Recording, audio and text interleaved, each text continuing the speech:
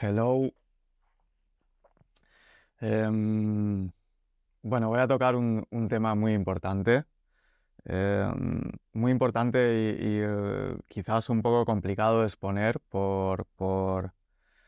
porque no es tan evidente como lo que hemos hablado hasta ahora, ¿no? Por ejemplo, cuando las palabras que os he citado de Jesús, cuando dice que si alguno me ama, el que guarda mis mandamientos es el que me ama y haremos morada en él y me mostraré a él, ¿no? Que son cosas que están muy evidentes, aunque sean poco escuchadas, poco oídas o hayan sido poco resaltadas. Esto no está tan claro y no es tan evidente en sus palabras, ¿no? Eh, por un lado, porque es hablar de, pues por ejemplo, cuando se intenta hablar del reino de Dios, es hablar de una realidad de otro mundo. El que lo ha experimentado, cuando lee o oye hablar de ello, lo reconoce rápidamente, pero el que todavía no lo ha experimentado es como si le hablas en chino, ¿no? Pasa también un poco con las filosofías orientales y tal, los maestros, cuando hablan de la realidad y todo esto, ¿no? Que el que todavía no lo ha experimentado es como si siempre le faltase un poquito para llegar a comprender claramente, ¿no? Como si hubiese algo dentro que te hace intuirlo, ¿no? O que te dice, ¿no? Es por ahí, esto es auténtico, ¿no? Que es precisamente la presencia del maestro esa, ¿vale? El espíritu de la verdad, aunque sea a través de otras tendencias, ¿no? Yo pienso que aunque sea a través de otras tendencias, aunque no hayas conocido el mensaje de Jesús a través de sus palabras y tal, cuando eh, él dice, de hecho, ¿no? Todo el que está de parte de la verdad escucha mi voz, ¿no? Yo creo que todo el que está en la búsqueda de la verdad, aunque sea a través de otros caminos, que no sea por las palabras o el mensaje de Jesús, esta presencia espiritual de Jesús actúa, ¿no? Y es eso que te hace, que te dice, es por aquí, ¿no? Es por aquí, esto es verdad, esto es auténtico, ¿no? Bien. Entonces voy a intentar hablaros por un lado, por eso, porque por su naturaleza es difícil de explicar y el que lo escucha no lo puede entender hasta que lo vive. Y por otro lado es complicado porque está muy contaminado. Os voy a hablar de la fe de Jesús, de la fe. Pero por eso hay términos que están tan trillados, ¿no?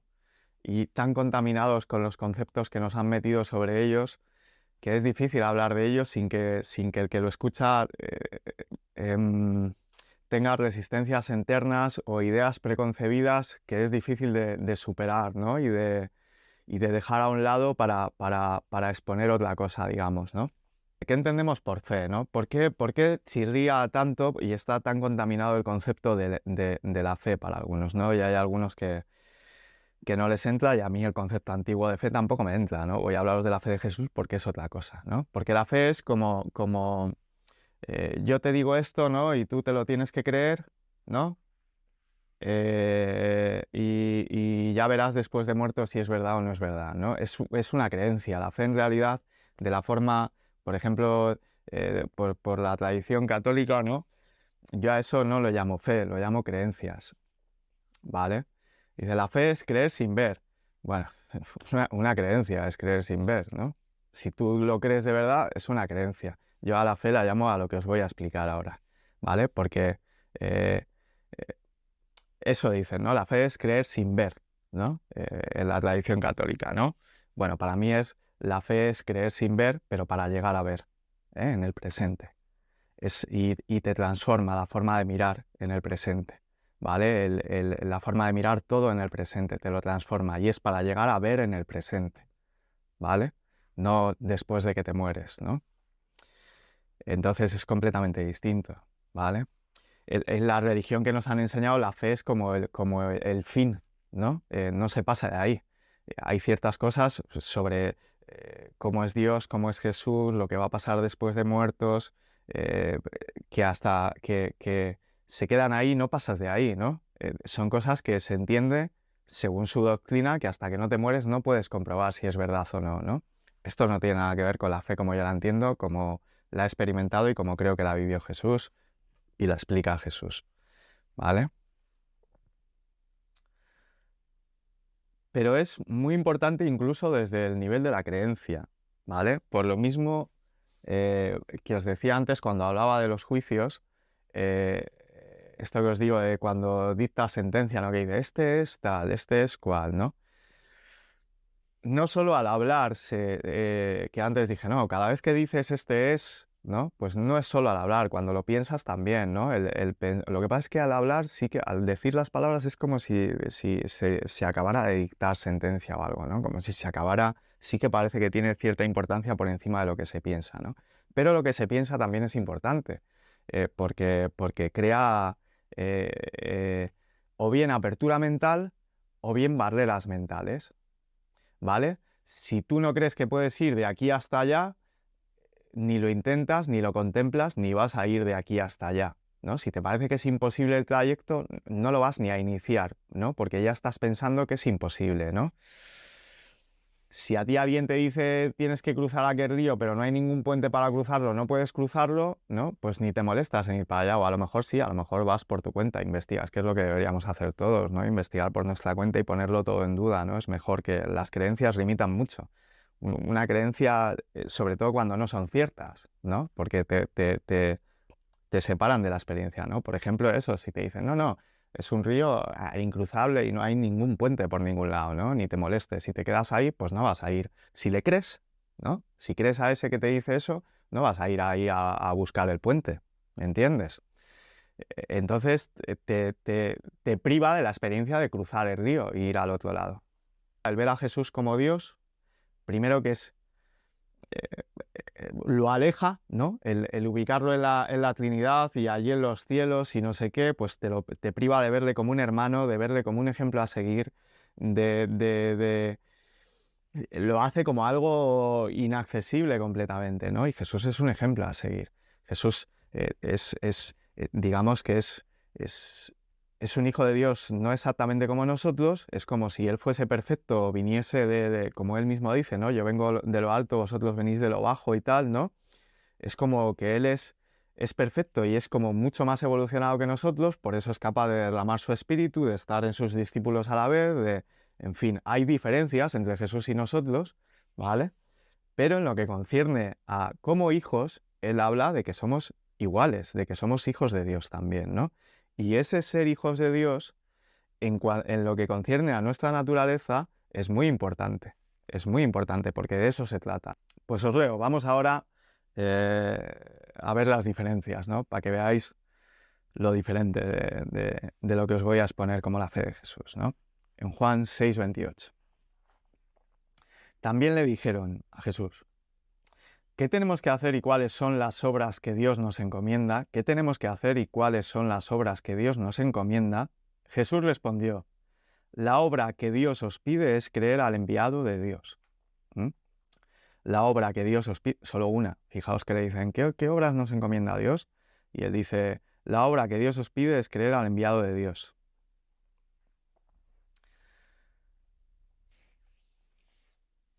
Vale, ¿y qué significa creer en Jesús? ¿Qué supone creer en Jesús? ¿No? ¿Qué se puede entender por creer en Jesús? Os leo otra cosita. Mientras Jesús iba a la casa de Jairo, la gente lo apretujaba hasta casi ahogarlo.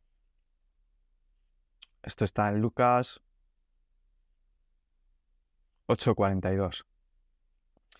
Una mujer que padecía hemorragias desde hacía 12 años y había gastado con los médicos todo lo que tenía sin que nadie pudiera curarla, tocó el borde del manto de Jesús y en el mismo instante se le detuvo el derrame de sangre. Jesús preguntó, ¿quién me ha tocado? Como todos decían que ellos no habían sido, Pedro y sus compañeros replicaron, Maestro, es la multitud la que te aprieta y te oprime, ¿no? Ya decían al principio que le apretujaban por todos lados, ¿no? Y Jesús dijo, alguien me ha tocado, pues yo he sentido que una fuerza ha salido de mí.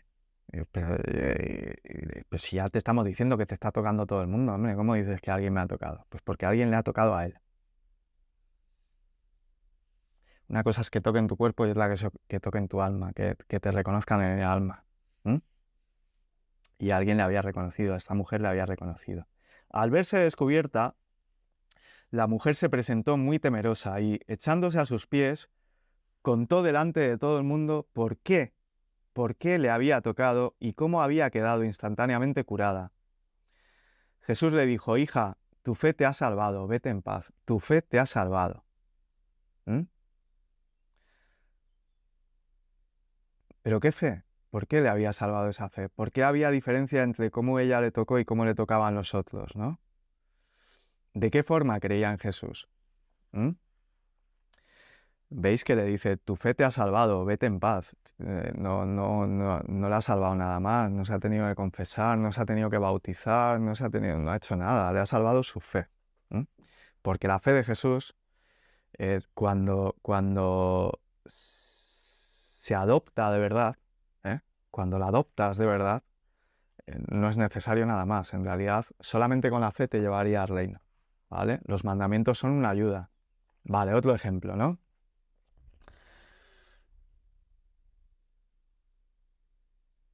En Mateo 9:28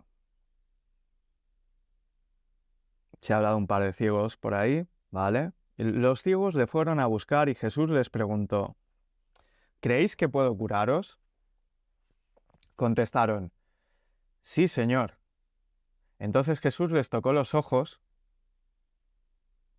y les dijo: que se cumpla en vosotros lo que habéis creído. ¿Pero por qué creían que podía curarles? ¿Mm?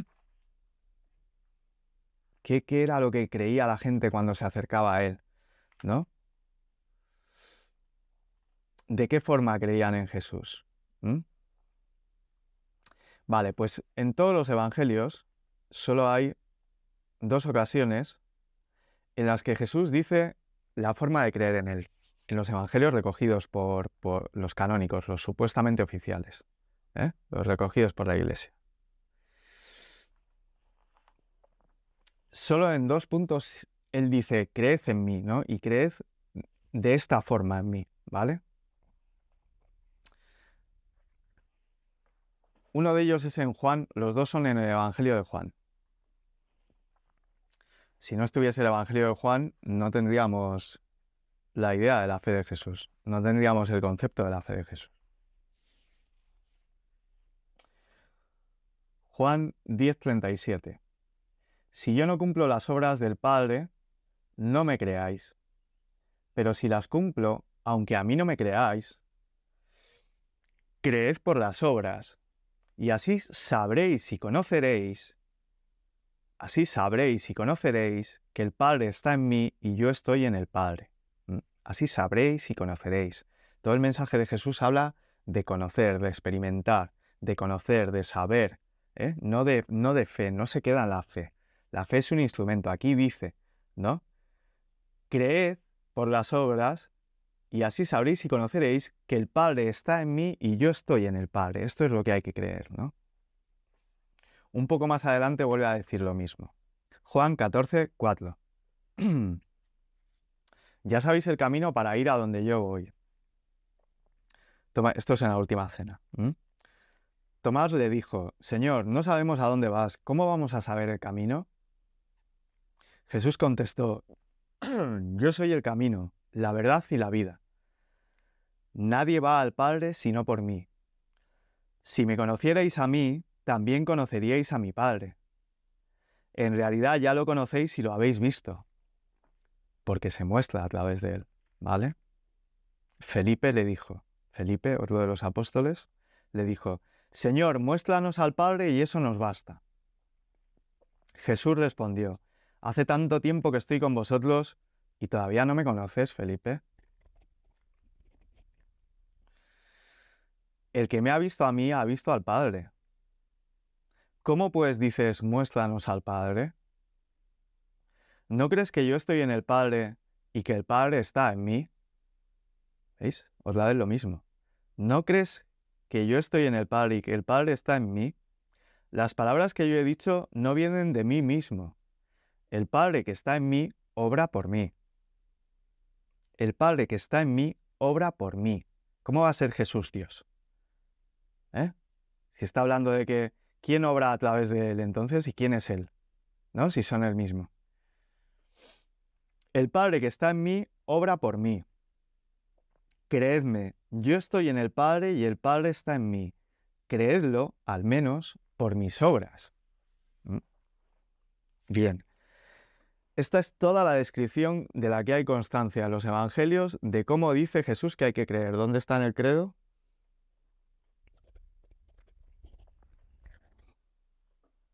Y esto era una revolución total, ¿no? Con relación a su tiempo.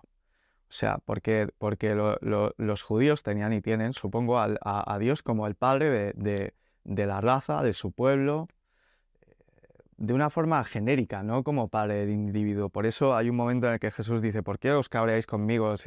¿Por qué me acusáis a mí de blasfemia si digo que soy el Hijo de Dios, ¿no? No aceptaban la idea de que fuese hijo de Dios, ¿no? Mucho menos de esta forma. Pero es que no es que dijese, soy hijo de Dios así, ¿no? De aquel que está allá arriba. No, es que esto es lo más revolucionario de todo lo que dice Jesús, ¿no? Fue revolucionario en todo lo que dijo, ¿no? Con relación a lo antiguo, ¿no? Ya vais viendo cositas que se han mostrado, ¿no?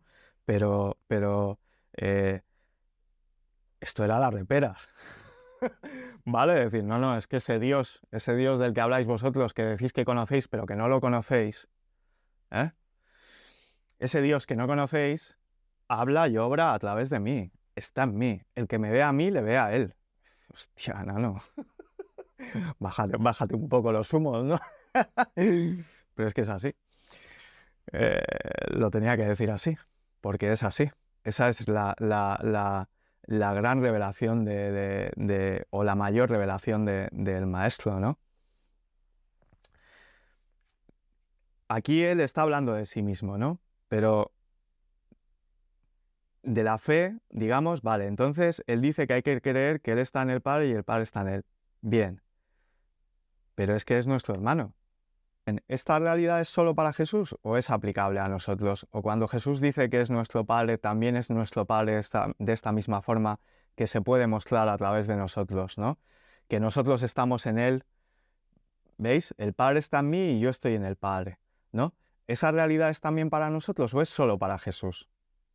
¿No? Aunque Jesús sea un hermano perfecto, alguien más evolucionado que sea capaz de derramar su espíritu, que no podamos estar en sus discípulos, en todos a la vez, que no seamos capaces de entender eso y en esas cosas sea diferente a nosotros, ¿no? Pero en el tema de que Dios es nuestro Padre, como Él dice, ¿será nuestro Padre de la misma forma que lo es para Jesús?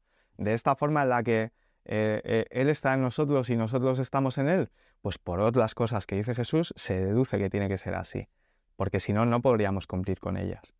¿Vale? Por ejemplo, en Juan 17:2. No ruego solamente por ellos, sino también por todos aquellos que por su palabra van a creer en mí.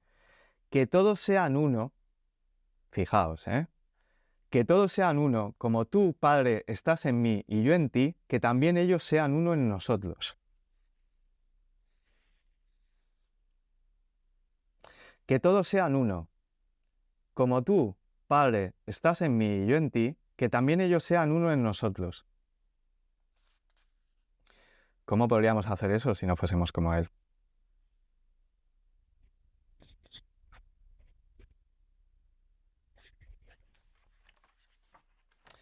Y luego habla del amor, y lo mismo, ¿no? Hay un momento en el que dice, yo os he amado como el Padre me ama a mí, ¿no? Permaneced en mi amor. Vale, si él nos amó a sus apóstoles, ¿no? Que es a los que se está hablando, como el Padre le amaba a él, ¿no? Y el Padre obraba a través de él, ¿cómo puede dar un mandamiento a sus apóstoles? Su mandamiento nuevo, lo que manda su mandamiento nuevo, no lo voy a buscar ahora, buscarlo si queréis vosotros, que es amaos como yo os he amado. Si el Padre obra a través de él, y aquí dice que él les ha amado a ellos con el mismo amor con el que el Padre le ama a él. ¿Cómo podríamos nosotros amar como él, que es su mandamiento, si no fuésemos capaces de que el Padre amase a través de nosotros?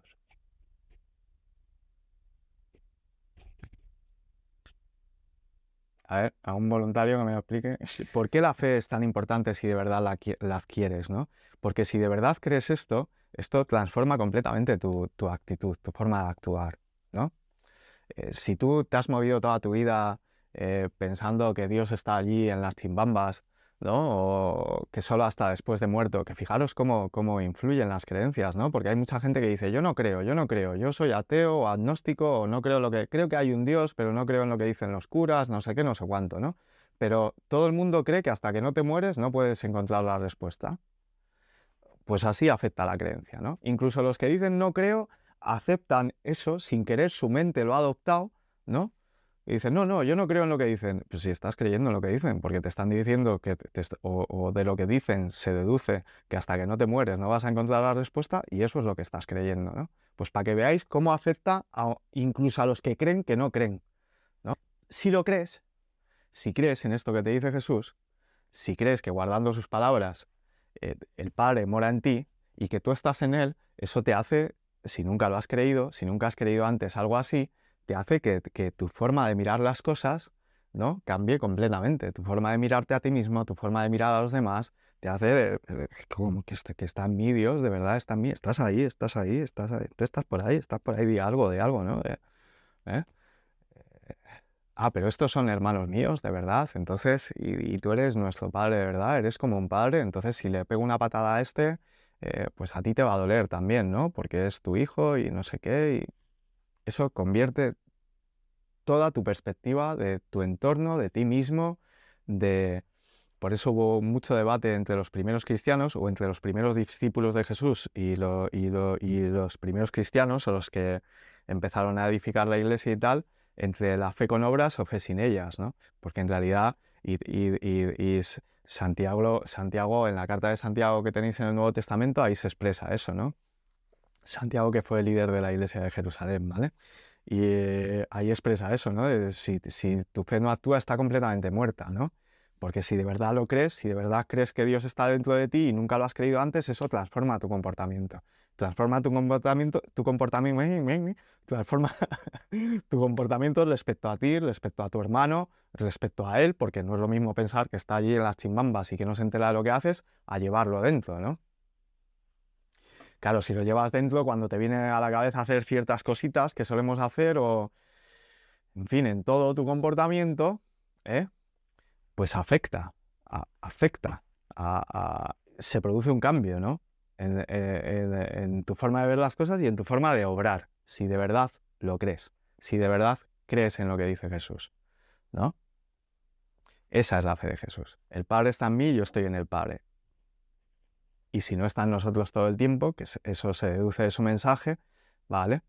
Según el Evangelio de Juan, según el testimonio de Juan, puede estar en nosotros en el momento que guardamos sus palabras, podemos tener esa realidad que él mismo expresa en él, porque él está siempre en nosotros si, si, si limpiamos la casa, digamos, ¿no? Si, si, si, si tenemos un mínimo de decoro con los anfitriones, ¿vale? Para que moren en nosotros, ¿no? Está claro que así, sin entender de religión ni de un espíritu puro, no puede estar mezclado con nuestras porquerías, con nuestros pensamientos de... ¿Mm? Y para librarnos de esos pensamientos sirve el guardar las palabras del Maestro, para ir limpiando todo eso, poco a poco. Lo hace Él, ¿eh?